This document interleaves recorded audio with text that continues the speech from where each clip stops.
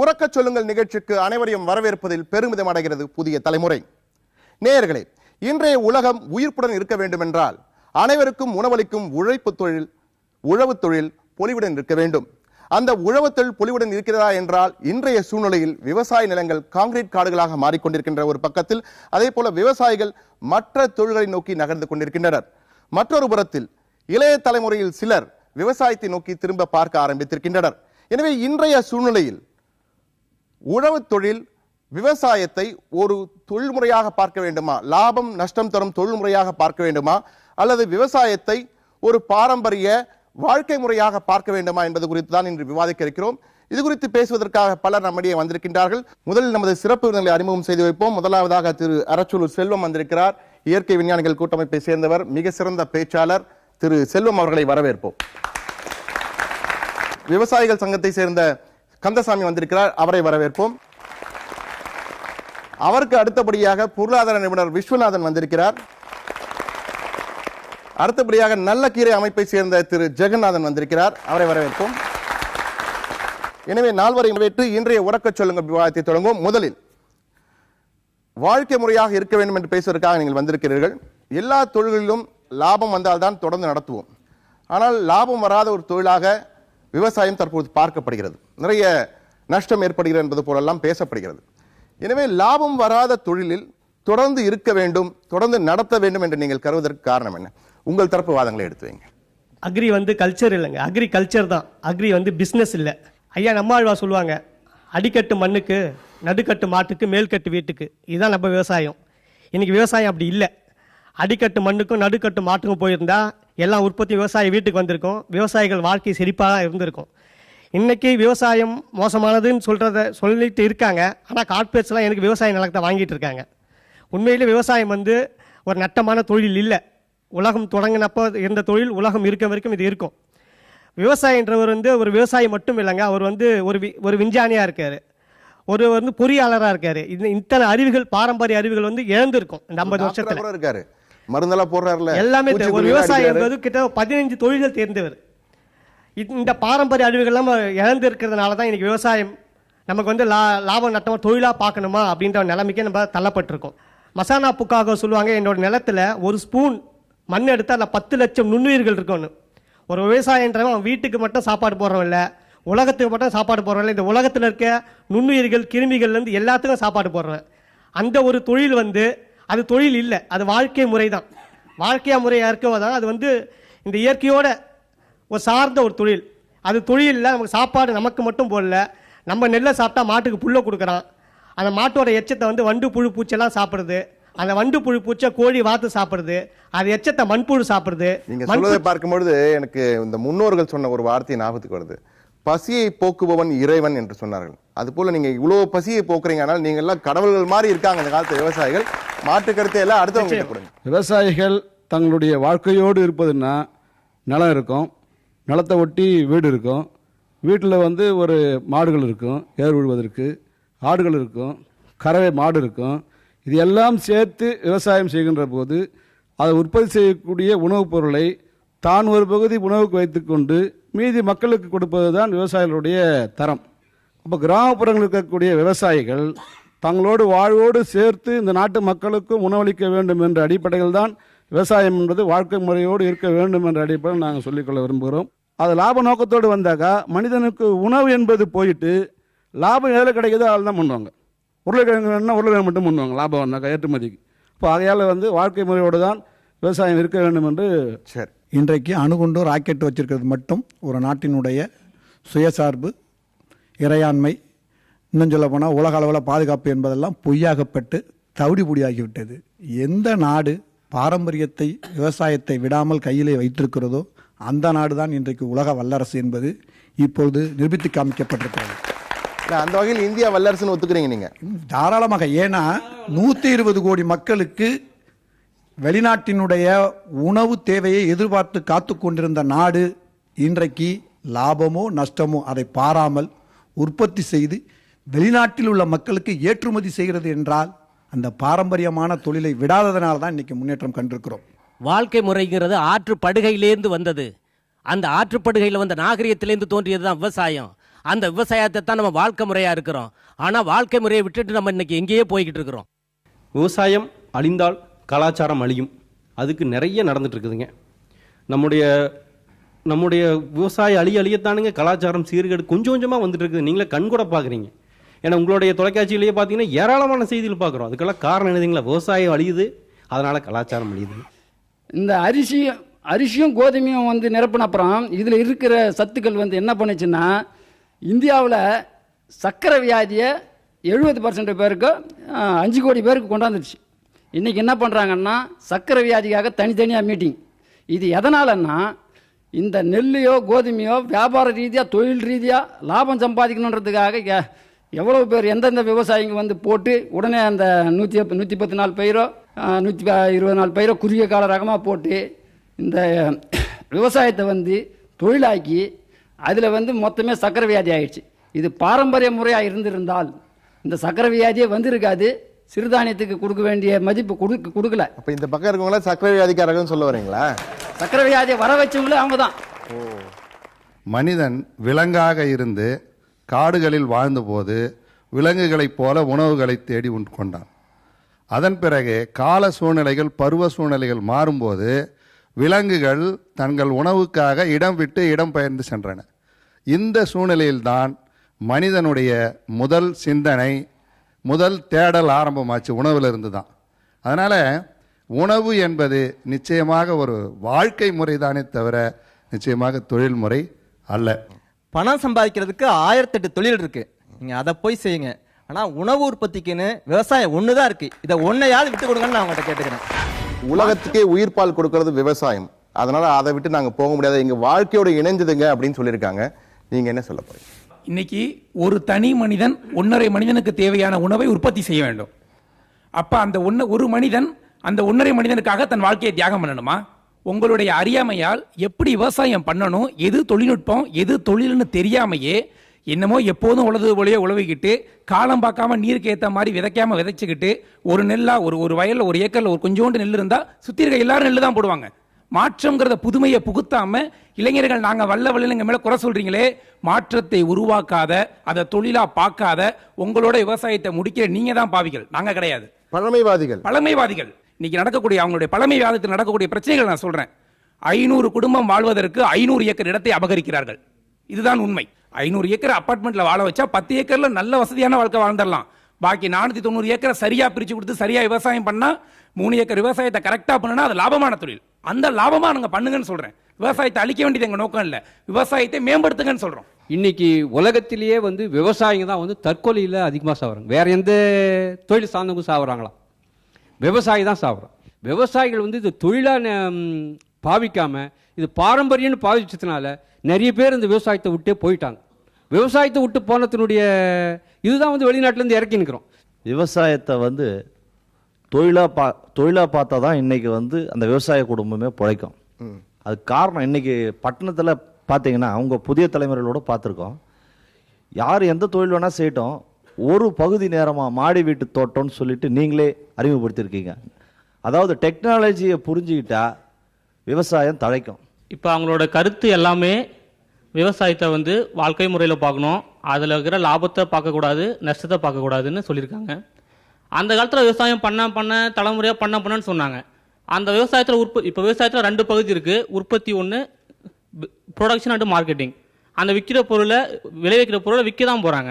அவங்க விளைய வச்சு எனக்கு பாரம்பரியம் தான் முக்கியம், லாபம் நஷ்டம் முக்கியம் சொல்லிட்டு அதுமாதிரி குப்பை தொட்டியில் போடல, அது அறுவடை பண்ணாமல் அவங்க ரீசைக்கிள் பண்ணி உரமாக மாற்றலை. ஸோ அவங்க அந்த உற்பத்தி பண்ண பொருளை எதுவுமே விற்றுருக்காங்க. அவங்க விற்றுனால தான் அக்கா கல்யாணம் பண்ணாங்க, அவங்க கல்யாணம் பண்ணிக்கிறாங்க. இந்த பல இது நடந்துட்டு இருக்கு. இந்த இப்போ இருக்கிற சுச்சுவேஷனில் 80% விவசாயிகள் ஏழை விவசாயிகள், 20% விவசாயிகள் தான் பணக்கார விவசாயிகள். அந்த 80% விவசாயிகளும் இன்னைக்கு எனக்கு பாரம்பரியம் தான் முக்கியம், லாபம் நஷ்டம் முக்கியம்னு சொல்லிட்டு அவங்க நினைச்சாங்கன்னா எல்லாருமே சூசைட் தான் பண்ணிப்பாங்க. யாருமே அடுத்து விவசாயம் பண்ண மாட்டாங்க. ஏன் விவசாயத்தை பாரம்பரியம் பார்க்குறீங்க? லாப நஷ்டத்தோட பார்த்தா தான் இப்போ இந்த 20-80% விவசாயிகள் பிழைக்க முடியும். உலகத்தில் இருக்கிற எல்லா தொழில்களும் லாப நட்ட கணக்கு பார்த்து தான் நடந்துகிட்டு இருக்கு. அதனால தான் அந்த தொழில்கள் செழித்து வளர்ந்துட்டு இருக்கு. ஆனால் விவசாயம் இது போன்ற பழமைவாதிகள் கையில் இருக்கிறதுனால இந்த விவசாயம் அழிஞ்சிட்டு இருக்கு. இந்தியாவில் மட்டும்தான். எந்த ஒரு தொழிலும் தன்னுடைய வாழ்வாதாரத்துக்கு உத்தரவாதத்தை தரலையோ, எந்த ஒரு தொழில் தனக்கு ஒரு சமூக அந்தஸ்தை தரலையோ அந்த தொழில் மக்களால் இளைய தலைமுறையால் புறக்கணிக்கப்படும். ஐயா, எல்லாமே மாறிக்கிட்டு இருக்கு. இன்னும் நீங்கள் அப்படியே இருந்தீங்கன்னா அந்த அறிவியல் உண்மை தெரியலன்னா அவ்வளோதான், உங்களுக்கு ஒன்றும் வாழ்க்கை கிடையாது. இப்போ நீங்களே சாபம் விடுறீங்க உங்களுக்கு. என்ன விஷயம்னா, நாம நினைச்சாலும் நினைக்கலன்னாலும் விவசாயம் என்பது தொழிலாகிட்டு இருக்குது. ஏன்னா மத்திய அரசாங்கம் சிறு குறு விவசாய ஒன்றும் பார்க்கல, மாறாக எல்லாத்தையும் விட்டுட்டு அது ஒரு பண்ணை விவசாய முறைக்கு, கார்ப்பரேட் விவசாய முறைக்காக, அது எந்த அரசாங்கமா இருந்தாலும் சரி, முந்தைய அரசாங்கமா இருந்தாலும் சரி, இந்திய அரசாங்கமா இருந்தாலும், அது ரெண்டுமே அதை ஒரு மிகப்பெரிய தொழிலாக, பண்ணை தொழிலாக மாற்றி கொண்டது. ராகி எடுத்துக்குவோம், கேழ்வரகு, நம்மளுடைய ஆரியம் சொல்லக்கூடிய இந்த கேழ்வரகு விவசாயி காட்டிலேருந்து விற்கும் போது 20 ரூபாய். அதே இது மதிப்பு கூட்டப்பட்ட ஒரு மாவாக விற்கும் போது 50 ரூபாய். அதே இது ராகி மால்ட்டாக அதே விவசாயி விற்கும் போது 120 ரூபாய். இந்த வித்தியாசத்தை தான் இன்னைக்கு இருக்கக்கூடிய இளைஞர்கள் இந்த விவசாயத்தில் பார்க்க விரும்புகிறாங்க. அதே தான் ஒரு தொழிலாக, விவசாயத்தையே லாபமிக்க ஒரு தொழிலாக கொண்டு வரணும்னு நினைக்கிறாங்க. அவங்கெல்லாம் பெரியவங்க சொன்னதில் தவறு ஒன்றுமில்லை, அது வாழ்க்கை முறை தான். இதுதான் காலங்காலமாக நடந்து வந்துட்டு இருக்குது. ஆனால் இன்னைக்கு மாற்றத்தின் அடிப்படையில் பருவநிலை மாற்றம் ஒரு பக்கம், இன்றைக்கு இருக்கக்கூடிய இன்ஃப்ளேஷன், இன்றைக்கு இருக்கக்கூடிய பொருளாதார சிக்கல் ஒரு பக்கம், இந்த ஒரு சூழலில் இன்றைக்கு இருக்கக்கூடிய இளைஞர்கள் எதிர்பார்ப்பது விதை பாதுகாப்பு, அதுக்கப்புறம் நவீன வேளாண் முறை, மூன்றாவது மதிப்பு கூட்டுதல், நான்காவது முறையான இடத்தில் சந்தைப்படுத்துதல். இந்த 4 விஷயத்தையும் செயல்படுத்தும் போது இந்த விவசாயத்தையே வாழ்க்கை முறையாகவும் அதே போன்று லாபமிக்க ஒரு தொழிலாகவும் கைக்கொள்ள முடியும். தாத்தா ஏர் ஓட்டினா அப்பன் ஏர் ஓட்டின பின்னால மகனுக்கு பின்னால பேரன் அல்லவா வந்திருக்க வேண்டும். ஆனால் எங்கே இருக்கின்றார்கள் நம்முடைய குழந்தைகள்? விவசாய குடும்பத்திலே பிறந்த குழந்தைகளே விவசாயத்தை கடைபிடிக்க முடியாமல், செய்ய முடியாமல் வெளி மாநிலங்களுக்கும் வெளிநாடுகளுக்கும் சென்று கொண்டிருக்கிறார்கள். காரணம் என்ன? அந்த விவசாயத்திலே அவர்கள் எதிர்பார்த்த லாபம் கிட்டவில்லை என்பது தானே. அந்த லாபத்தை கிட்டுவதற்காகத்தான் இன்று தொழிலாக அதை மாற்றிக் கொண்டிருக்கிறோம். இட்லி கரண்டியை 2 தேய்ச்சிங்கன்னா தோசை, அது இட்லி 5 ரூபாய், தோசை 10 ரூபாய். அதே இன்னும் 2 சுத்து சுத்தினா முறுக்கு தோசைன்னுவாங்க, அது 15 ரூபா. அதுலயே 2 சொட்டு நெய் ஊத்தினா 25 ரூபா வைக்கிறாங்க. அது மாதிரி வெங்காயத்தை போட்டா 30 ரூபா வைக்கிறாங்க. அப்போ என்ன பண்ணா, நம்ம விவசாயம் விவசாயம் பண்ணக்கூடாதுன்னு சொல்ல, விவசாயத்திலிருந்து வர பொருளை நம்ம லாபத்தை எப்படி சம்பாதிக்கணும்ன்றத நம்ம தொழில்நுட்பமா கண்டுபிடிச்சு அதை பண்ணணும். நம்ம சபாஷ் சபாஷ் சபாஷ். விவசாயம் அரசு செல்வம் உங்ககிட்ட இருந்தா இந்த கேள்வியை ஆரம்பிக்க நினைக்கிறேன். ஏன்னா அந்த பக்கத்துல தொழிலாக பார்க்க வேண்டும், லாபம் தான் முக்கியமாக இருக்க வேண்டும், தொழிலாக மாறுவதுதான் காலத்தின் கட்டாயம், அதை மாற்றவே முடியாத சூழ்நிலையில் நாம் இருக்கிறோம் என்ற ஒரு கருத்தை எல்லோரும் கிட்டத்தட்ட அந்த வானிலை தான் எடுத்து வச்சிருக்காங்க. உங்கள் பதில்? இல்லை, 1965 வரைக்கும் இது ஒரு வாழ்க்கை முறையாக இருந்துச்சு. அன்னைக்கு என் பாட்டங்கானத்தில் தண்ணி இருந்துச்சு. 65க்கு பிறகுதான் நம்ம இதை தொழில்முறை விவசாயமா மாற்றுறதுக்கான முயற்சி எல்லாமே நடந்தது. நீ தொழில்முறை விவசாயமா மாறின பிறகு கிணத்துல தண்ணியில் 1000 அடியிலும் தண்ணி இல்லை. 1965க்கு முன்னாடி வரைக்கும் எந்த ஒரு குடியாரமும் விவசாயம் பண்ண முடியலன்னு தற்கொலை பண்ணிக்கல. இங்கே விவசாயம் வாழ்க்கையாக இருக்கின்ற வரைக்கும் தான் அது சரியாக இருக்க முடியும். இல்ல, வாழ்க்கையா பார்க்கறதுனால தான் இப்ப சிக்கல்ல மாட்டிட்டு இருக்கு. இல்ல, வாழ்க்கையா பார்க்காதனால தான் சிக்கலாயிருக்கு. என்னுடைய நிலம் முழுசும் கரும்பு இருக்கும், எனக்கான உணவை நான் கடையில சிப்பமா அரிசியா வாங்கிக்குவேன் அப்படின்னா அது பேர் விவசாயமே கிடையாது. ஆகையால விவசாயம் வாழ்க்கையாக இருக்கிற வரைக்கும் என்னுடைய குடும்பத்தோட உணவு உத்தரவாதம் இருக்கிறது, என் கிராமத்துடைய உணவு உத்தரவாதமாக இருக்கிறது, என்னுடைய அக்கம் பக்கத்து கிராமத்தோட உணவு உத்தரவாதம் இருக்கிறது. நான் வணிகமாக பார்த்த பிறகு அரசாங்கம் எனக்கு என்னுடைய மக்களுக்கு சாப்பாடு போட வேண்டிய நெருக்கடி அரசாங்கத்தின் மீது சேர்ந்து விடுகிறது. சிக்கல் அப்படிதான் இருக்கு. இன்னைக்கு தஞ்சாவூர்ல இருந்து நமக்கு நெல் வரதுக்கு பதிலாக ஆந்திரா நெல் தான் இந்தியா, தமிழ்நாடு முழுசும் நிறைய வந்துட்டு இருக்கு. சென்னைக்கு வருவது ஆந்திராவில் இருந்து, தமிழ்நாடு முழுவதும் நிறைய வருவது ஆந்திரா நெல் தான் வந்துட்டு இருக்கு. எங்க நம்முடைய உணவு உத்தரவாதம் இருக்கிறது? எரு எங்கிட்ட இருந்தது, மாடு எங்கிட்ட இருந்தது, அறிவு எங்கிட்ட இருந்தது, உழைப்பு எங்கிட்ட இருந்தது. எங்களுக்கு வேண்டிய அளவுக்கு நாங்க விளைவிச்சோம். உங்களுக்கு வேண்டிய அளவுக்கு, ஆனால் நாடு முழுவதும் வேண்டிய அளவுக்கு தண்ணீர் அடையக்கூடிய அளவுக்கு அப்போது இல்ல. இந்த வாதம் இருக்கு பாருங்க, இந்த வாதத்தால் தான் நிறைய பேர் காலியாகி போயிருக்கிறது. நிறைய பேருக்கு உணவுனா அன்னைக்கும் பட்டினியோடு செத்து போயிட்டாங்களா? வங்க புரட்சி வந்தது, வங்கத்தில் பஞ்சம் வந்தது. வங்க பஞ்சம் வந்த அதே காலகட்டத்தில் கல்கத்தா துறைமுகத்திலிருந்து அரிசியும் கோதுமையும் சர்க்கரையும் இங்கிலாந்துக்கு ஏற்றுமதி ஆனது. பஞ்சம் இருந்த அதே காலத்தில். அப்ப பிரச்சனை ப்ரொடக்ஷன்ல கிடையாது, டிஸ்ட்ரிபியூஷன்ல இருக்கு. இன்னைக்கும் இந்தியா முழுவதும் நிறைய விளைஞ்சிருக்குல்ல, உடுத்து போச்சு. அதை ஏன் நீங்க மக்களுக்கு கொடுக்க கூடாதுன்னு உச்ச நீதிமன்றம் சொல்லுச்சுல்ல. உலகம் முழுவதும் இதுதான் நிலைமையாக இருக்குது. இந்த உற்பத்தியை டிஸ்ட்ரிபியூட் பண்றதுல தான் நமக்கு சிக்கல் இருந்துட்டு ஒழிய, எப்படி சரியாக டிஸ்ட்ரிபியூட் பண்றதுங்கிறதா நமக்கு சிக்கல் இருந்துட்டு ஒழிய, உற்பத்தியில சிக்கல் கிடையாது. ஆக வாழ்க்கை முறையா இருக்கின்ற வரைக்கும் தான் உள்ளூர் உற்பத்தி, உள்ளூர் டிஸ்ட்ரிபியூஷன் தேவையான அளவுக்கு மட்டுமே இருக்கும். தேவைக்கு அப்பாற்பட்ட எதுவுமே இருக்காது. ஒரு நிம்மதியான உள்ளூர் சார்ந்த வாழ்க்கை இருக்கும். வருகிறது. இது பொருளாதார ரீதியாக இந்த சித்தாந்தமே தவறு என்பது போல் எனக்கு தோன்றுகிறது. நீங்க என்ன பாக்க ஒரு பொருளாதார நிபுணர்? நீங்க சொல்றது 100க்கு 100 உண்மை. நமக்கு எல்லாருக்கும் தெரிஞ்ச சமாச்சாரம், பணம் நல்லா வசதியா இருக்கணும், நல்லா சம்பாதிக்கணும், குழந்தைகள் நல்லா இருக்கணும், இது எல்லாருக்கும் பொதுவாக இருக்கிறது. ஆங்கிலத்தில் ரொம்ப அழகாக சொல்லுவாங்க, man is an economic animal. நம்ம எல்லாரும் ஒரு பொருளாதார, நமக்கு எல்லாருக்கும் புரிஞ்ச சமாச்சாரம் வருவாய் இருக்கணும், பணம் இருக்கணும், தரம் நல்லா இருக்கணுங்கிறது எல்லாருடைய கனவும். அதுக்கு தான் உழைக்கிறோம், அதுக்கு தான் பாடுபடுறோம். உங்கள் தொழில் நடத்துகிறதோ, நான் தொழில் நடத்துகிறதோ, இவங்கெல்லாம் நடத்துகிறதோ எதுக்காக நடத்துகிறோம்? தர்மகாரியம் பண்ணணும்னா ஏதோ பண்டாரமாக சாமியார்த்த போலாமே. நமக்கு அடிப்படையாக இருக்கிற சில குறைகளை யாருமே இதை சொல்லலை. நம்ம பொருளாதாரத்தில் விவசாயம் ஒரு காலத்தில் மிகப்பெரிய பங்கு வகித்து வந்தது. இன்னைக்கு ரொம்ப மந்த நிலையில் இருக்கிறதுக்கு ஒரு முக்கிய காரணம், அதில் ஒரு தொழில்நுட்பமோ விஞ்ஞானமோ அதுக்கு தேர்ந்த ஒரு நிர்வாகத்திறனோ வரவே இல்லை. அது 2-3 சின்ன புள்ளி விவரங்கள் கொடுக்குறேன் பாருங்கள். இதில் இந்த 2004 ஆண்டிலிருந்து 2008 வரை இந்திய நாடு மிக வேகமாக வளர்ச்சி பெற்றது. 9 விழுக்காடு 9.5 விழுக்காடு வரை வளர்ச்சி பெற்றது. இதில் விவசாயத்தினுடைய பங்கு அரை பங்கு கூட இல்லை. இதுக்கு அடிப்படை காரணம் என்னென்னா, நம்ம உற்பத்தி திறன் வளரவே இல்லை. கலிஃபோர்னியா மாநிலம் பக்கம் போனீங்கன்னா 1 ஏக்கர் நிலத்தில் 80 டன் தக்காளி எடுக்கிறான், கிலோ இல்லை, டன். இஸ்ரேல் மாதிரி நாடு, எனக்கு தண்ணி வளர்ச்சி கிடையாது, சின்ன நாடு, எப்போ பார்த்தாலும் மற்ற அரேபிய நாடுகளோட சண்டையில் இருக்கிறான், என்னைக்கு பழப்பம் தெரியாது.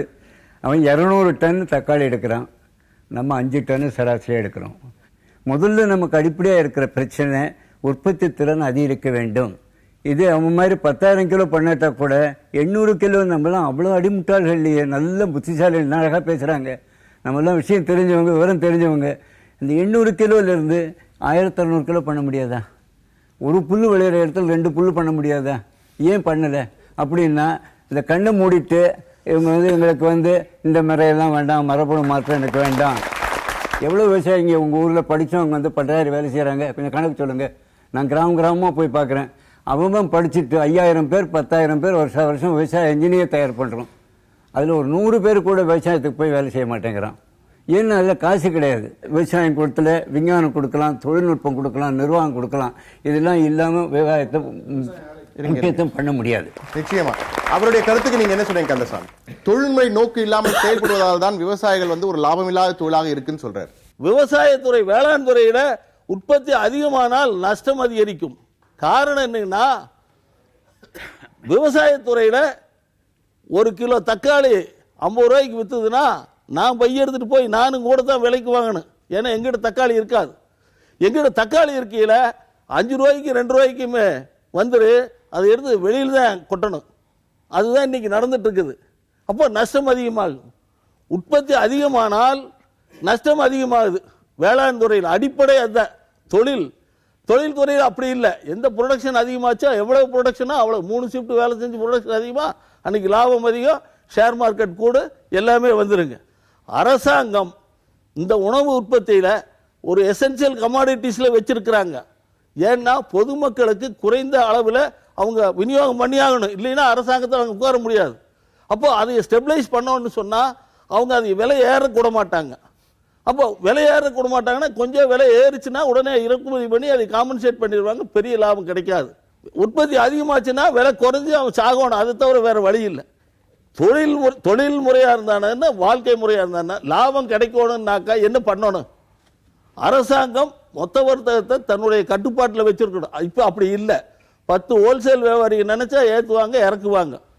அப்போ நாங்கள் லாபம் கிடைக்கலாங்கிறதுக்காக விட்டுட்டு போயிட முடியுங்களா? தொழில்துறை வேண்டாம் விட்டுட்டு போயிடுவாங்க அவங்க. நாங்கள் விட்டுட்டு போகணும்னா என்ன இருக்குது? ஏன் ஜெயிக்க முடியலன்னு தொடர்ந்து கேட்போம். ஜெகநாதன், உங்களுடைய கருத்து என்ன இந்த பிரச்சனையில்? என்னை பொறுத்தவரைக்கும் கேட்டீங்கன்னா, விவசாயம் என்பது வாழ்வாதாரமான்னு கேட்டா வாழ்வாதாரம், தொழிலான்னு கேட்டா தொழில். எப்படின்னா, நான் ஏன் விவசாயம் செய்ய வேண்டும் என்றால் அது எனது வாழ்வாதாரம், அதனால நான் விவசாயம் செய்யணும். எப்படி விவசாயம் செய்ய வேண்டும் என்றால் அது தொழிலாக நான் விவசாயம் செய்ய வேண்டும். அப்படிதான் வந்து மாற்று கருத்து வரணும். இப்ப தொழிலா வரும்போது ஐயா சொன்ன மாதிரி இவர் சொன்ன மாதிரி இவ்வளவு ஹையஸ்ட் ஈல்டு எடுக்கிறது, அதிக அளவு ஈல்டு எடுக்கிறது, மெக்கானிசம் பண்றது அப்படின்னா அதுக்கு நான் உடன்பாடு உடையவன் அல்ல. அது கிடையாது, அது நம்முடைய வாழ்வாதாரம் கிடையாது. இப்ப இவங்க சொன்னாங்க தக்காளி ஒரு காலத்துல 50 ரூபா விக்குது, தக்காளி ஒரு காலத்துல 2 ரூபா விக்குது அப்படின்னா நான் கேட்கிறேன், அதை நீங்க தொழிலா பண்ணாதனால வந்தது. மார்க்கெட் லீடு ப்ரொடக்ஷன், தேவைக்கான ஒரு உற்பத்தி அப்படின்ற ஒரு விஷயத்தை பயன்படுத்தி பண்ண முடிஞ்சா ஏன் தக்காளி ஒரு காலத்துல 50 ரூபாய்க்கு ஏறுது, தக்காளி ஏன் ஒரு காலத்துல 2 ரூபாய்க்கு வந்து வருது? அப்போ அந்த மார்க்கெட் லீட் ப்ரொடக்ஷன்றது தேவை. நீங்க விவசாயம் பண்ணக்கூடிய விவசாய விளை பொருட்களை தொழிலா நாம நம்ம கிராமத்துல மாத்தாம போனதுனால ஏற்பட்ட இழப்பு. உங்களுடைய விவசாய விளை பொருட்களை நீங்க கார்ப்பரேட் கம்பெனி கொண்டு போய் கொடுக்குறீங்க. என்னைக்காச்சும் உங்களுடைய நெல்லை நீங்க அரிசியா மாத்தி நீங்களா வித்தீங்கன்னா அது உங்களுக்கு லாபம். அந்த தொழிலை நீங்க விட்டுட்டீங்க, அதனால இன்னொருத்தவங்க லாபம் அடைகிறான். கரும்பை நீங்க வெள்ளமா நம்ம பாவு காசி வெள்ளமா கொடுத்திருந்தோம், அதை நீங்க விட்டுட்டீங்க, அது இன்னொரு தொழிலாளி எடுத்துட்டான், அதனால வந்தது விளைவு. மில்லட் நீங்க சொன்னீங்க, ராகிய வந்து நீங்க கேழ்வரகா கொடுக்கறதுக்கு பதிலா மாவா கொடுத்தா காசாவன்னு சொன்னீங்க, அந்த தொழிலை நீங்க விட்டுட்டீங்க, அதனால இன்னொரு கம்பெனி வந்து லாபம் அடைஞ்சிட்டு இருக்கிறான். வணிகம் என்பது வேறொரு வகையான தொழில்நுட்பம். எல்லாரும் வணிகம் பண்ணிட முடியாது. நான் வணிகம் பண்ண போனா மிசரபிளி ஐ வில் ஃபெயில். சிலர் விளைவிப்பார்கள், சிலருக்கு மட்டும்தான் வணிக தன்மையில வெற்றி பெறுவதற்குரிய சாத்தியப்பாடுகள் இருக்கு. சார் கேட்டாரு, நிறைய இல்ல, எல்லாருக்கும் வசதி வேணும், பணம் வேணும். இந்த பணமும் வசதியும் எங்க கொண்டு போய் நிறுத்தி இருக்கு? பாட்டில்ல தண்ணி வாங்கி குடிக்கிறதான கொண்டு போய் நிறுத்தி இருக்கு. இதுவா வசதி? இதுவா வாழ்க்கை?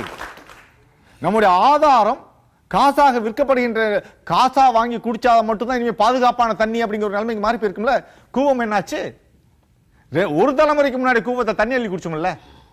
இதுவா வளர்ச்சி? இதுவா எக்கனாமிக் டெவலப்மெண்ட்?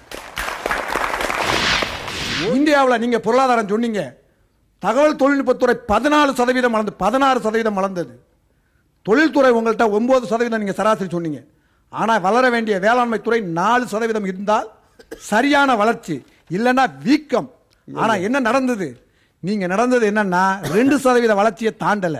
அதுக்கு நடந்த விஷயம் என்னன்னா, எங்க அரசூர் செல்வம் சொன்ன மாதிரி 1965 வரைக்கும் வென்றோம். அதுக்கப்புறம் அவரு நல்ல கீரை சொன்ன மாதிரி பொண்ணு அண்டை போடுவானா பார்த்தானா, மதிப்பு இருக்கான்னு பார்த்து வைக்க போற பார்த்து கொடுக்கலன்னு சொன்னார். ஆனால் நடந்தது என்ன? ஓட்டுக்காகவும் தன்னுடைய நாற்காலியை இருப்பு வைக்க வேண்டும் என்ற ஒரே காரணத்துக்காக வேளாண்மையை, இயற்கையை மதிப்பிறக்கம் செய்தார்கள். உதாரணத்துக்கு சொல்லட்டுமா, ஒரு மூட்டை நெல் விவசாயி விளைவிச்ச ஒரு நெல் அவன் வீட்டில் இருந்ததுன்னா 12 தொழிலாளர்களுக்கு ஊதியம் கொடுக்க அவனிடம் மதிப்பு இருந்தது. ஆனால் அதே விவசாயி வீட்டில் இன்னைக்கு நெல் விளையுது. இன்னைக்கு நீங்க உங்களோட தொழில்நுட்பப்படி 10 மூட்டை விளைஞ்ச விவசாய வீட்டில் 100 மூட்டை விளையுது. ஆனா என்ன நடக்குது? ஒரு மூட்டையை கொண்டு 2 தொழிலாளர்களுக்கு ஊதியம் கொடுக்க முடியாத அளவிற்கு மதிப்பிறக்கம் செய்யப்பட்டு சொல்றாரு. நீங்க சொல்லுங்க, இருங்க, ஒரு நிமிடம் உங்களுக்கு வாய்ப்பு கொடுக்குறேன், நீங்க சொல்லுங்க. தமிழ்நாட்டில் இருக்கிற ஒரு குறை என்னன்னாங்க, இது கொஞ்சம் நான் பத்திரிகைக்காரங்க முறையிலையும் சொல்றேன். நமக்கு இருக்கிற குறை, விவசாயம் தெரிஞ்சவங்க யாரும் நமக்கு முதலமைச்சராக ஒரு 50 வருஷமா வரல. எல்லாம் சினிமாலேருந்து வந்தவங்க, அந்த சும்மா ஒரு வேண்டு கொடுத்தா வந்துருங்கிற அடிப்படையில் வந்திருக்கிறாங்க. நீங்கள் பஞ்சாபில் போய் பார்த்தீங்கன்னா ஒரு பிரகாஷ் சிங் பாதலோ ஒரு பர்னாலாவோ அவங்களெல்லாம் தலைமுறையாக தொழில் விவசாயம் பற்றி வந்தவங்க. ராஜஸ்தானில் அதை பார்க்கலாம், நீங்கள் பஞ்சாபில் பார்க்கலாம், ஹரியானாவில் பார்க்கலாம், உத்தரப்பிரதேசில் பார்க்கலாம். இதனுடைய தாக்கம் என்னென்னா, அந்த ஊரில் அவங்களுக்கு என்ன போட்டால் வருங்கிறத அரசாங்கம் சேர்ந்து ஒத்துழைக்கிறது. எக்ஸ்போர்ட்னு எடுத்துட்டிங்கன்னா தமிழ்நாட்டிலேருந்து நம்ம பாஸ்மதி ரைஸ் பண்ணுறதில்ல, அரிசி எக்ஸ்போர்ட் நம்மகிட்ட கிடையாது, விவசாய பொருள் ஒன்றும் நம்ம எக்ஸ்போர்ட் பண்ணுறது கிடையாது, பஞ்சு எக்ஸ்போர்ட் நம்மகிட்டேருந்து கிடையாது. என்ன அரசாங்கமே இதில் தலையெடுத்துக்கிறதில்ல. விவசாயிகளும் நாங்கள் பாரம்பரியத்தை காப்பாற்றுறோம்னுட்டு அந்த நெல்லை தாண்டி வெளியில் வரமாட்டேங்கிறாங்க. நெல்லுக்கு யாருக்கிட்ட சண்டை போடுறோம்? தண்ணி வேணும். கர்நாடகாவோட சண்டை போடுறோம், ஆந்திராவோட சண்டை போடுறோம், கேரளாக்காரனோட சண்டை போடுறோம்.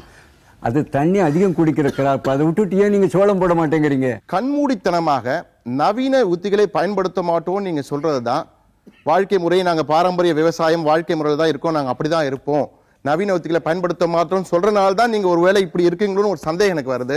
அதுக்கு பதில் சொல்லு. யாரு தொழில்நுட்பத்தை ஒத்துக்கலன்னு சொன்னது? 1960 இருந்து 65 வரைக்கும், அதாவது நேரு பீரியட்ல வந்து நடந்த பசுமை புரட்சியில 8 மூட்டை நெல் 8 மூட்டை விளையக்கூடிய ஒரு ஏக்கராவை 40 மூட்டை கொண்டு வந்து ஒத்துக்கிறாங்களே விவசாயிங்க. நாங்க வந்து பூர்வீகம் பரம்பரை தொழில்நுட்பம் பரம்பரை நாங்க விரும்பலை. இது வந்து வாழ்வாதாரம் தான் சொல்றோம். எங்களுடைய வாழ்க்கையோட ஒப்பிட்டு ஏன் சொல்றாங்களா, வேத காலத்திலே பார்த்தீங்கன்னா விவசாயம் செஞ்சவனை வந்து கீழ்த்தரமான நினைத்தான். விவசாயம் இன்னைக்கு விவசாயம் செஞ்ச என்ன சொன்னார், சாரே சொன்னாருங்க, தொழிலாக மாற்றிக்கொண்டால் மானியங்கள் அனைவருக்கும் கொடுக்கப்படுமா, நிலம் பகிர்வு செய்யப்படுமா, நாம தொழிலாக ஏற்றுக்கொண்டால் மண் கொள்ளை தடுக்கப்படுமா, அதே போல தொழிலாக மாற்றும் போது அதுக்கு வாட்டு வரி இருக்குது, அதே போல வந்து சுங்க வரி இருக்கு, கலால் வரி இருக்கு. இதுவெல்லாம் உணவுப் பொருளை ஏத்தனா வாழ்க்கை தரம் இருக்கா வாங்கி சாப்பிடறதுக்கு? சிகரெட் வந்து மனுஷனுக்கு தேவையில்லாத ஒண்ணு. சிகரெட் இருந்தாதான் மனுஷன் உயிர் வாழ்வான்னு இல்ல, தண்ணி சரக்கு இருந்தாதான் மனுஷன் உயிர் வாழ்வான்னு இல்ல, செல்போன் இருந்தாதான் மனுஷன் உயிர் வாழ்வான்னு இல்ல. ஆனா இவெல்லாம் கோடி கோடியா சம்பாரிச்சிட்டு இருக்கான். உணவு இருந்தாதான் மனுஷன் உயிர் வாழ்வான். ஆனா விவசாயி அதை உற்பத்தி பண்றவன் இன்னைக்கு ஏழையா தான் இருந்துட்டு இருக்கான். அதை வந்து மாத்தணும் அப்படின்னா அதை தொழில்நுட்பமா மாத்தியே ஆகணும் சார். நீங்க சொல்ற பசுமை புரட்சி பண்ணி 17 ஏக்கர் கோடி நிலங்கள் ஒவ்வொரு நிலமும் ஆயிருக்கு. இன்னைக்கு மண்ணு மலடாகிற மாதிரி மக்கள் மலடாயிருக்காங்க. இன்னைக்கு டெய்லி 35% வறுமை நிலைக்கு இருக்காங்க. 5 வயசுக்கு கீழே குழந்தைங்க மூக்கு கண்ணாடி போடுறாங்க. இதுக்கு எல்லாத்துக்கும் காரணம் உங்களோட தொழில்நுட்பம் தான். முன்னாடி வந்து விவசாயம் வேறு தொழில் வேறா தான் இருந்துச்சு, அது அந்த காலகட்டம். இந்த காலகட்டத்தில் அப்படி ஒரு காலகட்டமே கிடையாது. ஏன்னா முன்னாடிலாம் கமலைங்கிற ஒரு நீர்பிடிப்பு இயந்திரத்தை பயன்படுத்தி தான் வயலுக்கு வந்து நீர் பாய்ச்சினாங்க. ஆனா இப்ப அதே வேலையை மோட்டார் பம்பு செட்டு செஞ்சுக்கிட்டு இருக்கு. முன்னாடி எல்லாம் எருது பூட்டி தான் நிலத்தை வந்து உழவு ஓட்டினாங்க. ஆனா இன்னைக்கு அதே வேலையை டிராக்டர் செஞ்சுக்கிட்டு இருக்கு. நானும் தஞ்சாவூர் டெல்டா மாவட்டத்தை சேர்ந்தவன் தான். அங்க ஒரு பழமொழி இருக்கு, ஆனை கட்டி போரடிச்ச ஊருன்னு சொல்லுவாங்க. ஆனா அதையே இப்ப கதிரடிக்கிற எந்திரம் பண்ணிக்கிட்டு இருக்கு. 50-60 பேர் சேர்ந்து நிலத்தை அறுவடை பண்ண காலம் போய் இன்னைக்கு ஒரே ஒரு எந்திரமே அறுவடை பண்ணிக்கிட்டு இருக்கு. எப்படி இந்த மாதிரி விவசாயத்துக்கு வந்து எப்போ வந்து தொழில் வந்துருச்சுன்னா, இந்த மாதிரி எந்திரங்களோட பயன்பாடு அதிகரிக்க ஆரம்பிச்சதுக்கு அப்புறம் விவசாயம் வேறு தொழில் வேறு இல்லாம விவசாயம் வந்து ஒரு தொழிலாவே மாறிடுச்சு. பழையன கழிதலும் புதியன புகுதலும் வலுவொழு கால வகையினானே. இதை வந்து நம்ம சங்க காலத்திலேயே தமிழ் இலக்கியங்கள் சொல்லிட்டு போயிட்டாங்க. எந்த ஒரு துறையா இருந்தாலும் சரி, தொழிலா இருந்தாலும் சரி, பழமை விஷயங்கள்ல இருந்து காலகட்டத்தில் நாளாவட்டத்தில் மாறி புதுமையை நாம ஏத்துக்கிறோமோ அப்பதான் அந்த துறையும் தொழிலும் அடுத்த காலகட்டத்துக்கு போகும். விவசாயிகளுக்கு ஒரு விவசாய புரட்சி ஒன்று தேவைப்படுதுங்க. உழவர் புரட்சி இல்லாம விவசாயிகளை மீட்டெடுக்க முடியாது. இன்னைக்கு வாழ்வியல் பிரச்சனையோ தொழில்நுட்ப பிரச்சனையோ கிடையாது, விவசாயிகளுடைய வாழ்க்கைய பிரச்சனையா இருக்குது. விவசாயத்தை பாதுகாக்க வேண்டியதா இருக்குது. பாதுகாக்கணும்னா உழவர் புரட்சி ஒன்று தேவைன்னு பேசிக்கிட்டு இருக்கோம். நிறைவுரையா இந்த தலைப்புல உங்களுடைய நிறைவுரையா என்ன சொல்ல விரும்புறீங்க? ஐயா, விவசாயம் ஒரு வாழ்க்கை முறைன்னு பார்க்குறவங்க நவீன தொழில்நுட்பத்தை செய்ய மறுக்கிறாங்கன்னு இவங்க சொல்கிற குற்றச்சாட்டை நான் மறுக்கிறேன். காரணம் என்னங்கன்னா, வேர் இருக்குது இல்லைங்கய்யா, என்னுடைய வேரை கிரேப் பண்ணி அந்த திராட்சை உற்பத்தி பண்ணவங்க நாங்கள், அதில் நஷ்டப்படைஞ்சவங்க நாங்கள். அதனால் தொழில்நுட்பத்தை எந்த வகையில் வாழைக்காயை கோமா ஸ்டேஜில் வச்சு எக்ஸ்போர்ட் பண்ணணும்னு சொன்னது அதையும் நாங்கள் செஞ்சு பார்த்தவங்க நாங்கள். சொட்டு நீர் போடணுமா, சொட்டு நீர் போட்டோம். அதுக்கு மேலே மல்ச்சிங் போடணுமா, மல்ச்சிங் போட்டு அந்த பாட்டிலுக்குள்ளே தண்ணி சொட்ட வச்சு அந்த வறட்சியிலையுமே ஒரு விவசாய உற்பத்தியை பெருக்கணுங்கிற நோக்கத்தில், தொழில்துறையாக இருந்தால் அதை செய்ய மாட்டாங்க, விட்டு போட்டு ஓடி இருப்பாங்க. அந்த மாதிரி அந்த தொழில்நுட்பத்தை பயன்படுத்தினவங்க நாங்கள். அதனால் நான் கடுமையாக ஆட்சேபிக்கிறேன். வாழ்க்கை முறைன்னு பார்க்குறவங்க நவீன தொழில்நுட்பத்துக்கு வரமாட்டேங்கிறாங்கன்னு இவங்க விவசாயத்தை பற்றி அறியாதவங்க சொல்கிறாங்க. ஒன்று, இப்போ இருக்கிற பிரச்சனை என்னங்கன்னா, தொழில்னா என்ன, அந்த தொழிலுக்கு அரசாங்கம் என்னென்ன சலுகைகள் கொடுக்குது, அது விவசாயத்துக்கு கொடுக்குதாங்கிறத இப்போ கேள்வி. இப்போது ஒரு பயிர் காப்பீடு எடுத்துட்டிங்கன்னா, ஏதாவது ஒரு கார் இருக்குது, போய் ஆக்சிடெண்ட் ஆகிடுச்சுன்னா அதுக்கு முழு இழப்பீடு நீங்கள் வாங்கிக்கலாம். ஒரு காரு, உங்கள் காரு அடுத்த மரத்தில் மோதினாலும் நீங்கள் வாங்கிக்கலாம். ஆனால் என்னுடைய வாழை சூறாவளி காற்றுல போயிடுதுன்னா நான் பிரீமியம் வாங்கிக்கிறாங்க, கோஆப்ரேட்டிவ் பேங்க்கில் பிரீமியம் வாங்கிக்கிறாங்க, கிராப் லோன் தராங்க. ஆனால் எனக்கு அந்த ஏரியா பூரா காற்றுல அழிஞ்சிருந்தால் தான் காப்பீடு தர முடியும்னு சொல்கிறாங்க. தொழில் பற்றி தொழிலாக பார்க்குறவங்க இதை பற்றி என்ன சொல்கிறாங்க? இதை பற்றி ஏதாவது அரசாங்கம் கண்டுக்குதா, வேறு யாராவது கண்டுக்கிறாங்களா? எதுவுமே கிடையாது. இந்த மாதிரி ஒரு சூழ்நிலையில் அந்த தொழில்துறைக்கு இருக்கக்கூடிய சலுகைகள் விவசாயிகள் துறைக்கும் வரணும். அதை நாங்கள் வாழ்க்கை முறையாக பார்க்குறவங்க அதை பயன்படுத்தி நாங்களும் முன்னேறணும், நாடும் முன்னேறணும், நுகர்வோர்களும் குறைவான வாங்கும் சக்திக்கு உட்பட்டு அதை வாங்கணுங்கிறத எங்களுடைய கோரிக்கை. அருமையாக வச்சுங்க. உங்களுடைய நிறைவு கருத்தை என்ன சொல்லுவாங்க? நான் வந்து இப்போ இந்த சபையில் என்ன சொல்றேன்னா, ஜெனட்டிக் மாடிஃபை பண்ணப்பட்ட விதையை போடுங்கன்னோ அல்லது செயற்கை உரங்கள் போட்டோ பண்ணுங்கன்ற கருத்தை நான் வந்து முன்வைக்கவே இல்லை. நம்ம கிராமத்தில் சின்னதாக ஒரு ரைஸ் மில் இருந்தது. ரைஸ் மில் இருந்தது. அங்க நம்ம நெல்லை எடுத்து போய் கொடுத்தோம். அது 8 மூட்டை ஆனாலும் 1 மூட்டை ஆனாலும் 10 மூட்டை ஆனாலும் அதை வெடிச்சு நமக்கு அரிசியா கொடுத்துற ஒரு சிஸ்டம் நம்ம கையில இருந்தது. நம்ம என்ன பண்ணோம், மாடர்ன் ரைஸ் மில்லுன்னு போய் மிகப்பெரிய முதலாளிக்கு இப்ப நம்ம விற்க ஆரம்பிச்சிட்டோம். நீங்க 100 மூட்டை விவசாயம் பண்ற விவசாயியா இருந்தா கூட உங்க வீட்டுக்கு ஒரு 25 கிலோ அரிசி வாங்கினா கூட உங்க நெல்லில் இருந்து அரிசி எடுக்க முடியாத ஒரு சூழல் வந்துடுச்சு. இப்ப நாம என்ன பண்ணணும்னு நினைச்சீங்கன்னா, அந்த பழைய முறையை திரும்ப நம்ம கிராமத்திலேயே உண்டு பண்ணணும். நீங்க அங்கேயே ஒரு சின்ன ரைஸ் மில்லை உண்டு பண்ணுங்க, அங்கேயே ஒரு ஆயில் மில்லை உண்டு பண்ணுங்க, அங்கேயே ஒரு டால் மில்லை உண்டு பண்ணுங்க. உங்களுடைய அண்ணன் ஏற்கனவே சொன்ன மாதிரி அந்த கிராமத்திலேயே அந்த பகிர்வு வேணும் என்றால் உங்களுடைய அரிசி நெல்லு அரிசியா மாறும்போது அந்த பகிர்வு அங்கேயே நடக்கும். உங்களுடைய உழைப்பு தொழிலா மாறணும். அரசாங்கம் கொடுக்கக்கூடிய மானியங்கள் 2 லட்சம் கோடி ரூபாய் மானியம் கொடுக்கறதா அரசு அறிவிக்கப்படுது. அந்த 2 லட்சம் கோடி ரூபாய் மானியத்துல 1 பைசா உங்க பாக்கெட்ல வந்ததுன்னு கேட்டா இல்ல. யாராச்சும் 1 பைசா உங்க பாக்கெட்ல வந்ததா? இல்ல. எங்க போச்சு? ஃபெர்டிலைசர் கம்பெனிக்கு போச்சு, பெஸ்டிசைடு கம்பெனிக்கு போச்சு, டிராக்டர் கம்பெனிக்கு போச்சு, ஆயில் கம்பெனிக்கு போச்சு. அந்த மானியத்தை உங்க கிராமத்துல உங்களுடைய விலை பொருட்களை மதிப்பு கூட்டப்பட்ட பொருளா மாற்றுவதற்கான தொழில்நுட்பத்தை அங்க கிராமத்துல கொடுத்தால் நீங்கள் அந்த விலையை நிர்ணயிக்க முடியும். இப்ப இவங்க சொன்னாங்க இல்லைங்களா, நீங்க வந்து புழு பிடிச்சு, அதாவது சுப்ரீம் கோர்ட்ல வந்து நெல்லெல்லாம் அரிசி எல்லாம் எடுத்து போய் கொடுத்துட்டாங்க. சுப்ரீம் கோர்ட் சொன்னதுக்கு அப்புறம் மக்கள் கொடுக்க சொல்லி சொன்னாங்கல்ல. இப்போ நம்ம சராசரியா இந்தியாவில் ஆயில் எண்ணெயும் பருப்பும் பாத்தீங்கன்னா 1 கோடி டன்னுக்கு மேல இம்போர்ட் பண்றோம். எதையெல்லாம் பண்றோம்? எண்ணெய் வித்துக்கள் எண்ணெயை பண்றோம், பருப்பு வகைகள் ரெண்டுமே நம்ம பண்றோம். நீங்க எதை எக்ஸஸா ப்ரொடியூஸ் பண்ணிருக்கீங்க? அரிசி அதிகமா ப்ரொடியூஸ் பண்ணிருக்கீங்க, சர்க்கரை அதிகமா ப்ரொடியூஸ் பண்ணிருக்கீங்க, கோதுமை அதிகமா ப்ரொடியூஸ் பண்ணிருக்கீங்க. நான் என்ன கேக்குறேன்னா, ஏன் அதை அதிகமா ப்ரொடியூஸ் பண்ணீங்க? நமக்கு தேவை இருக்குல்ல பருப்பு ப்ரொடியூஸ் பண்ண வேண்டியதான். எண்ணெய் இருக்குல்ல, எண்ணெய் பொருளை ப்ரொடியூஸ் பண்ண வேண்டியதான். ஏன்னா நீங்க வாழ்வாதாரம் பார்த்து செய்த தொழிலை திரும்ப திரும்ப செய்றீங்க. அதை தொழிலா மாத்தி இவங்க பார்த்திருந்தாங்கன்னா இவங்களுக்கு தெரிஞ்சிருக்கும் மார்க்கெட் லீட் ப்ரொடக்ஷன் என்னன்னு, தேவைக்கு என்ன உற்பத்தி பண்ணணும்னு தெரிஞ்சிருக்கும். அப்ப அவங்க பருப்பு உற்பத்தி பண்ணிருப்பாங்க, எண்ணெய் வித்துக்கள் உற்பத்தி பண்ணிருப்பாங்க. இதுல மறைக்கப்பட்ட இன்னொரு விஷயம் என்ன தெரியுங்களா? பருப்புகளையும் எண்ணெய் வித்துக்களையும் நீங்க பயிர் செஞ்சீங்க அப்படின்னா உங்களுடைய வயல்ல நைட்ரஜன் பிக்சேஷன் நடக்கும். எல்லா பருப்புகளையும் எல்லா எண்ணெய் வித்துக்களையும் லெக்யூம்ஸ் இருக்கும், வேர் முடிச்சிருக்கும். அந்த வேர் முடிச்சல நைட்ரஜன் பிக்சேஷன் நடக்கும். அந்த நைட்ரஜன் பிக்சேஷன் நடந்தா உங்களுக்கு யூரியா தேவையில்ல அடுத்து நெல் பயிர் செய்யும் போது. சரிங்களா? இந்த தொழில்நுட்பங்கள் எல்லாம் தெரிஞ்சு நீங்க தொழிலா மாத்தாம போனதுதான் உங்களுக்கு வந்து சாபக்கேடு. அதனால நமக்குள்ள அந்த கூட்டு பண்ணை முயற்சியை திரும்ப கொண்டு வர பாருங்க. முக்கியமா விவசாயிங்க பார்க்க வேண்டியது, இதுல நீங்க எந்த வகையான கிராப் எடுக்கிறீங்களோ அது நம்மளுடைய சீதோஷ்ண நிலைமைக்கும் மண் வளத்துக்கும் உகந்ததான எடுங்க. Select crops suited to the agro climatic conditions. அனாவசியமாக எக்கச்சக்கமாக நீங்கள் உரத்தை வேஸ்ட் பண்ணுறீங்க, தண்ணியை வேஸ்ட் பண்ணுறீங்க. இது ரெண்டும் விலை உசந்த சமாச்சாரம். இது ரெண்டையும் தயவு பண்ணி கணிசமான அளவில் குறைச்சி யூஸ் பண்ணுங்கள். அதுக்கு சயின்டிஸ்டினுடைய உதவியை தேடிக்கங்க. இப்போ ஆசைக்கோ பணத்துக்கோ விவசாய கூலி கிடைக்க மாட்டேங்கிறாங்க. அதனால் மெக்கானைசேஷன் நிச்சயம் நீங்கள் பண்ணி ஆகணும். அதுக்கு கொஞ்சம் கூட்டு முயற்சியில் சாமானை வாங்கி நீங்கள் அதை கடன் வகையில் கொடுக்க முடியுமா பாருங்கள். நாங்கள் விவசாய பல்கலைக்கழகத்தோடு அவங்களுக்கு ஒரு விவகாரம் கொடுத்துருக்குறோம். ஜப்பான் நாட்டில் பண்ணுற மாதிரி ஒரு 100 வகையான சாதனம் இருந்ததுன்னா நமக்கு எவ்வளோ நாள் தேவை? டிராக்டர் ஒரு 10 நாள் தேவை. நம்ம வேணுங்கிற சில விவரங்கள் 10 நாள் 15 நாள் வருஷத்துக்கு தேவை. அதை போய் நான் வாங்கி போட முடியாது பெரிய மிராசாராக இருந்த வழியை.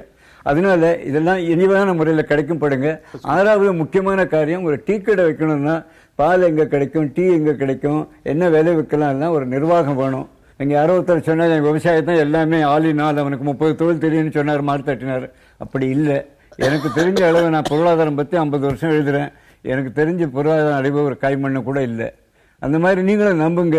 உங்கள் விவசாயிக்கே எல்லாம் தெரியும், நம்பாதீங்க தயவு பண்ணி. அதுக்கு ஒரு மேனேஜர் வேணும், விஷயம் தெரிஞ்ச ஒரு நிர்வாகம் தெரிஞ்ச போகணும். இந்த நிர்வாகத்தோடு போடுங்க. இன்னும் ஒரே ஒரு சின்ன எளிமையான விவகாரம், மற்ற மாநில இடத்துல பாருங்க. பஞ்சாப் பற்றி சொன்னாங்க, உருளைக்கிழங்கு 2 ரூபாய்க்கு வாங்குறான், அதை கிலோ 2 ரூபான்னுட்டு அதை ரஃபிள்ஸ்னு மாற்றி 200 ரூபாய்க்கு விற்கிறான். திருப்பி இவர் சொன்ன இதே கருத்து திருப்பி சொல்கிறேன். தயவு பண்ணி எப்படி அதுக்கு மதிப்பு கூட்ட முடியும்னு பார்த்து கூட்டு முயற்சியில் பண்ண தயவு பண்ணி முயற்சி பண்ணுங்க. செல்வம், உங்கள் நிறைவு கருத்து? விவசாயம் என்பது ஒரு வாழ்க்கை முறையாகவும் இருக்குமா அல்லது இண்டஸ்ட்ரியல் அக்ரிகல்ச்சர் முறை இருக்க வேண்டுமா என்பதுதான் இங்கே கேள்வி. இண்டஸ்ட்ரியல் அக்ரிகல்ச்சர் என்பது நிறைய வெளியீடுகள் உள்ள போட்டு நிறைய டீசலை எரிச்சு, நிறைய பெட்ரோலை எரிச்சு, நிறைய மின்சாரத்தை பயன்படுத்தி உற்பத்தி பண்ணுவது இண்டஸ்ட்ரிகளுக்கு தேவையான உற்பத்தி பண்ணுவதாக மாறி போயிருக்கு. நீ நம்ம விளைவிக்கிறதுல மிக பெரும்பான்மையான பணப்பயிர்கள் மனிதர்களுக்கு தேவைப்படக்கூடிய பணப்பயிர்கள், இண்டஸ்ட்ரிக்கு தேவைப்படக்கூடிய பணப்பயிர்கள். இந்த புரிதல் வந்த பிறகுதான் நமக்கு எந்த மாதிரியான விவசாயம் வேணுங்கிறது நமக்கு தெரியும். இந்த விவசாயத்தோட முறை அமெரிக்காவிலும் சரி, சீனாவிலும் சரி, இந்தியாவிலும் சரி, மற்ற நாடுகளும் சரி, இது மண்ணை அழிக்கின்ற விவசாயம் மாறி போயிருக்கிறது. அமெரிக்காவில் 1 கிலோ உணவு பயிர் உற்பத்தி பண்ற இடத்துல, உற்பத்தி பண்ணுகிற சமயத்தில் 16 கிலோ நிலம் உயிருள்ள மண் மலடாக்கப்படுகிறது. சீனாவில் அதை 23 கிலோ மண் மலடாக்கப்படுகிறது. இந்தியாவில் கிட்டத்தட்ட ஒரு 11 கிலோ மண் உணவு மலடாக்கப்பட்டு மண் மலடாக்கப்பட்டு கொண்டிருக்கிறது. இந்த இண்டஸ்ட்ரியல் அக்ரிகல்ச்சர்ல டெசர்டிபிகேஷனை நோக்கி அமெரிக்கா வேகமாக ஓடிக்கொண்டிருக்கிறோம், பின்னாடி ஓடிக்கொண்டிருக்கிறோம். சிக்கல் வெறும் விவசாயம் எப்படி இருக்கணும், எது மாதிரி இருக்கணும் அப்படிங்கிறது இல்ல, விவசாயத்துக்கு மூலமாக இருக்கக்கூடிய நிலம் எப்படி இருக்கணும், அதற்கு நிலத்தோடு எனக்கு இருக்கிற உறவு எந்த மாதிரியா இருக்கணும். வெறும் கமாடிட்டி விளைவிக்கக்கூடிய உறவோட நான் இருந்துட்டுன்னு வச்சுங்களேன், தென் இந்த நிலத்தை அழிக்கிறது மட்டும் தான் ரொம்ப பொன்முட்டையிடக்கூடிய வார்த்தை அறுக்கிறவனாவே நான் மாறி போயிருப்பேன். இன்னைக்கு உலகம் முழுசும் என்ன முக்கியமா பேசிட்டு இருக்கோம், சஸ்டைனபிள் அக்ரிகல்ச்சர், நிலைத்த வளம் குண்டாத வேளாண்மை வேணுங்கிறத நம்ம பேச ஆரம்பிச்சிருக்கோம். வளம் குண்டாத வேளாண்மை, மண்ணோட வளம் குண்டாம இருக்கணும், மண்ணுக்குள்ள தண்ணியோட வளம் குண்டாம இருக்கணும், அப்ப வாழ்க்கையோட வளம் குண்டாம இருக்கணும். இதை நோக்கி நகரணும் அப்படின்னா திரும்பவும் நான் பாட்டங்காலத்தில் செஞ்ச அதே மாதிரியான வாழ்க்கையை வாழணும், அதே மாதிரியாவே இருக்கணும் அப்படிங்கிற அர்த்தத்தில் நம்ம பேசல. இது வாழ்க்கையோடு இணைந்ததாக நம் வாழ்க்கைக்கு தேவையானவை எல்லாம் விளைவிக்கக்கூடிய ஒரு விவசாய முறையாக இருக்க வேண்டும். அப்பதான் இருக்கும். நான் விளைவிச்சு நிறைய வித்துட்டு திரும்ப வேணுங்கிறத வாங்கிக்கிறது பேர் விவசாயத்தோட வாழ்க்கையோட ஆதாரமான விவசாயம் கிடையாது. இதுல மாறணும். அந்த சஸ்டைனபிள் அக்ரிகல்ச்சர் நோக்கி நகர்கின்ற பொழுதுதான் 3 பேத்துக்கும் சேர்ந்து நல்லது, நிலத்துக்கும் நல்லது, அந்த விவசாயிக்கு நல்லது, எல்லாரும் சாப்பிடாம அவங்களுக்கும் நல்லது. இந்த விவசாயம் வாழ்க்கை முறையாக இருக்கின்ற வரைக்கும் அந்த சஸ்டைனபிலிட்டி இருக்கும், எல்லாருக்கும் நல்லது கிடைக்கும். விவசாயத்தை நான் வெறும் பணமா மட்டும் பார்க்கற முடிவு பண்ணிட்ட பிறகு உங்க ஹெல்த்தை பத்தி எனக்கு எந்த விதமான அக்கறையும் கிடையாது. அப்போ சாப்பிடுற அத்தனை பேருக்கும் ஒரு ரெஸ்பான்சிபிலிட்டி இருக்கு, உணவு உண்புகள் அத்தனை பேருக்கு ரெஸ்பான்சிபிலிட்டி இருக்கு. விவசாயி ஒரு இண்டஸ்ட்ரியல் அக்ரிகல்ச்சருக்கு போகாம ஒரு வாழ்க்கை முறையோட இருக்கிற விவசாயத்துக்குள்ள இருக்கிறது தான் நமக்கு நல்லதுங்கிற ஒரு சுயநலத்தோடவாவது இதை யோசிக்கணும். நன்றி. நேயர்களே, இன்றைய சூழ்நிலையில் விவசாயத்தை மீட்டெடுக்கவும் விவசாயிகளை காப்பாற்றுவதற்கும் நிச்சயமாக ஒரு வேளாண் புரட்சி தேவை என்பதில் மாற்று கருத்தே இல்லை. அந்த சூழ்நிலையில் தான் தற்போது நாம் இருந்து கொண்டிருக்கிறோம்.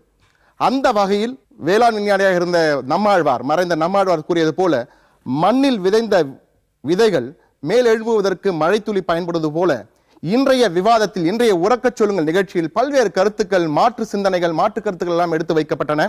நிச்சயமாக இந்த கருத்துக்களுக்கு செவிமடுக்க வேண்டியவர்கள் செவிமடுப்பார்கள். அதற்காகவே இந்த உறக்கச் சொல்லுங்கள் நிகழ்ச்சியின் மூலமாக இந்த கருத்துக்களை பதிவு செய்வோம். மீண்டும் ஒரு உறக்கச் சொல்லுங்கள் நிகழ்ச்சியில் சந்திப்போம். நன்றி, வணக்கம்.